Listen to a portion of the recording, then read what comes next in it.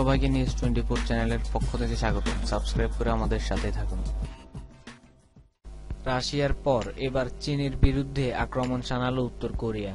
উত্তর কোরিয়ার সরকারি ওয়েবসাইটে চীনের বিরুদ্ধে বিস্ফোরক মন্তব্য পোস্ট করা হয়েছে বলে জানিয়েছে আল জাজিরা।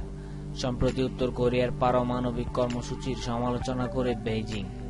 সম্ভবত সেই কারণে দেশটির যুদ্ধবাজ সর্বাধিনায়ক কিম জং উনের রোষানলে পড়তে হলো বেইজিংকে, মনে করছেন আন্তর্জাতিক বিশেষজ্ঞ মহলের একাংশ। একদিকে যখন মার্কিন প্রেসিডেন্ট ডোনাল্ড ট্রাম্পের নির্দেশে কোরীয় উপসাগরে মার্কিন রণতরী টহল দিচ্ছে, তখন উত্তর কোরিয়ার সরকারি ওয়েবসাইটে চীনকে আপত্তিজনক মন্তব্য ও আমেরিকার সুরে সুর মেলানোয় অভিযুক্ত করা হয়েছে। অথচ এতদিন উত্তর কোরিয়ার সবচেয়ে বিশ্বস্ত বন্ধু ছিল চীন। কোরীয় ওয়েবসাইটে উল্লেখ করা হয়েছে, চীনের সাহায্যের জন্য উত্তর কোরীয় সেনা ভিক্ষা করবে না, বরং মার্কিনপন্থী মনোভাবের জন্য চীনের সমালোচনা করে বেইজিংকে বিশ্বাসঘাতক বলে মন্তব্য করা হয়েছে। অথচ ১৫৫-৫৩ কোরীয় যুদ্ধের সময় থেকেই পিয়ংইয়ং ও বেইজিং এর মধ্যে অটুট সম্পর্ক ছিল। উত্তর কোরিয়ার খাদ্যশস্য থেকে শুরু করে বাণিজ্যিক পণ্য বেশিরভাগটাই আসে চীন থেকে।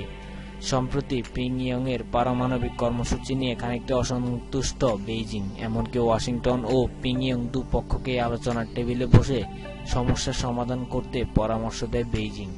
কিন্তু উত্তর কোরিয়া সেই পরামর্শে কান না দিয়ে একের পর এক মিসাইল, পারমাণবিক বোমা পরীক্ষা চালিয়ে যেতে থাকে।